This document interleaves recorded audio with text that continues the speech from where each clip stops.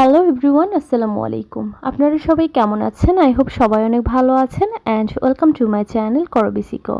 আজকের পর্বে নিয়ে এসেছি খুব মজাদার একটি রেসিপি। আজকে নিয়ে এসেছি হাঁসের মাংসের সাদা ভুনা।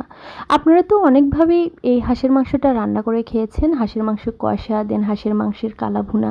তো এইভাবে একদিন সাদা মাংস করে রান্না করে দেখবেন। আই হোপ আপনাদের সবার ভালো লাগবে, কারণ এটা খেতে এতটাই মজা যে আপনি এটার প্রশংসাই করে যাবেন। তো চলুন রান্নাটা শুরু করা যাক। আমি হাঁসের মাংস রান্না করার জন্য একটা মাঝারি সাইজের হাঁস নিয়ে নিয়েছি এবং হাঁসগুলো আমি সুন্দর করে একটু বড় বড় সাইজ করে কেটে নিয়েছি। আর হাঁসে কিন্তু বেশ ভালোই চর্বি ছিল। হাঁসে চর্বি থাকলে সেই হাঁস খেতে কিন্তু অনেক মজা লাগে।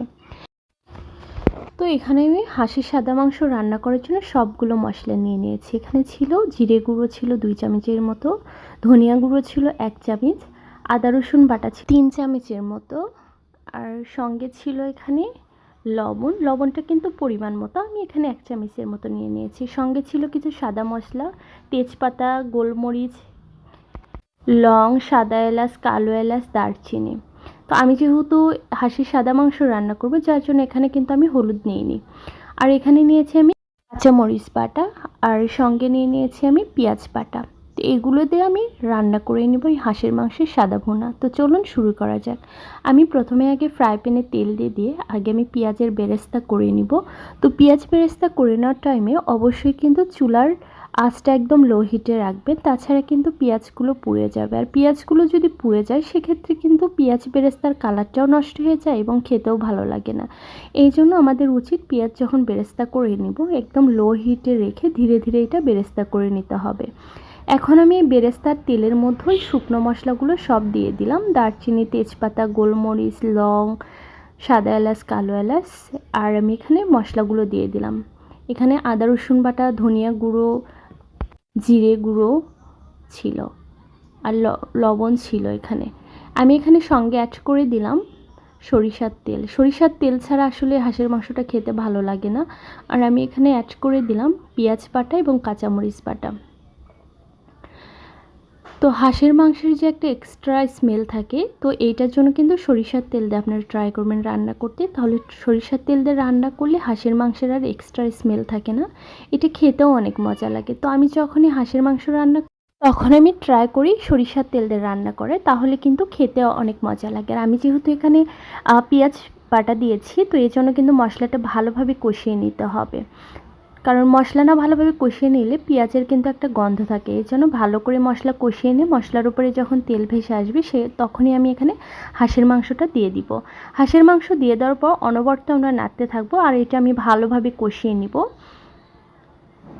আপনি হাঁসের মাংসটা যত ভালোভাবে কষিয়ে রান্না করবেন আপনার রান্নাটা ততটাই পারফেক্ট হবে। তো দেখুন আমি ঢাকনা দিয়ে ঢেকে দিলাম এবং 5 মিনিট পরে আমি ঢাকনা উঠিয়ে দেখি কতটা তেল বের হয়ে আসছে হাঁসের মাংস থেকে, এবং পানিও কিন্তু বের হয়েছে। এখন আমি ভালোভাবে এটা কষিয়ে নিব। আপনারা সব রান্নার ক্ষেত্রে কষিয়ে রান্না করবেন, দেখবেন যে রান্নাটা অনেক ভালো হয়েছে খেতে। আর আমি যখন এই হাঁসের মাংসটা কষিয়ে নিচ্ছিলাম, এই হাঁসের মাংস থেকে এত সুন্দর একটা স্মেল বের হচ্ছিল, আমার পুরো বাসা অনেক সুন্দর একটা গন্ধ বের হচ্ছিল হাঁসের মাংস রান্নার। তো আপনারা এইভাবে রান্না করে দেখবেন, আই হোপ আপনাদের অনেক ভালো লাগবে। তো আমি দেখুন একটু পরে আবার ঢাকনা উঠিয়ে আবারও একটু কষিয়ে নিলাম, ওপরে কিন্তু তেল ভেসে আসছে একদম। তো আমাদের হাঁস কিন্তু কষানো অলরেডি হয়ে গেছে। তো আমি আরেকবার ঢাকনা দিয়ে ঢেকে দিব। তো দেখুন ঢাকনা উঠিয়ে দেখি আমাদের মাংসটা একদম কষানো হয়ে গেছে। এখন একটু জাস্ট নেড়ে চেড়ে নিব মাংসটা। তো আমাদের মাংস যেহেতু কষানো হয়ে গেছে, এখন আমি এখানে 250 গ্রামের মতো দুধ দিয়ে দিব। আমি কিন্তু এখানে গরুর দুধ জাল করা দিয়ে দিয়েছি। তো আপনাদের বাসায় যদি গরুর দুধ না থেকে থাকে সেক্ষেত্রে আপনারা কোনো প্যাকেট দুধ এখানে দিতে পারেন, এবং দুধটা কিন্তু অবশ্যই লিকুইড করে তারপরে দিবেন। দেওয়ার পরে আমি এখানে উপরে কিছুটা পেঁয়াজ বেরেস্তা দিয়ে দিলাম। তো পেঁয়াজ বেরেস্তা দিয়ে দেওয়ার পরে আমি এখানে এখন ঢাকনা দিয়ে ঢেকে দিব। তো ঢাকনা দিয়ে ঢেকে দেওয়ার পরে আমি কিন্তু এখানে 10 মিনিটের মতো মিডিয়াম টু লো হিটে এটা কুক করে নিয়েছি। তো দেখুন রান্নাটা কতটা সুন্দর লাগছে, তাই না? আমি আবারও এটা ঢাকনা দিয়ে ঢেকে দিলাম। তো কিছুক্ষণ পরে আমি ঢাকনা উঠিয়ে দেখি একদম তেল উপরে ভেসে আসছে। আমাদের রান্নাটা কিন্তু হয়ে গেছে। এখন আমি এই হাঁসের মাংসের উপরে গরম মশলার গুঁড়ো দিয়ে দিলাম, দিয়ে আবারও একটু নেড়ে চেড়ে নিলাম। এই মাংসটা খেতে কিন্তু অসম্ভব মজা। আপনারা বাসায় ট্রাই করে দেখবেন এই হাঁসের মাংসের সাদা ভুনাটা, সবাই অনেক পছন্দ করবে। যেহেতু আমাদের এটা হয়ে গেছে, আমি আবারও এটা ঢাকনা দিয়ে ঢেকে ভাবে রেখে দিব। তো একটু পরেই খুলে দেখি আমাদের রান্না একদম হয়ে গেছে। এখন আমি চুলাটা জাস্ট অফ করে নিব, নিয়ে একটু দমে রেখে দিব।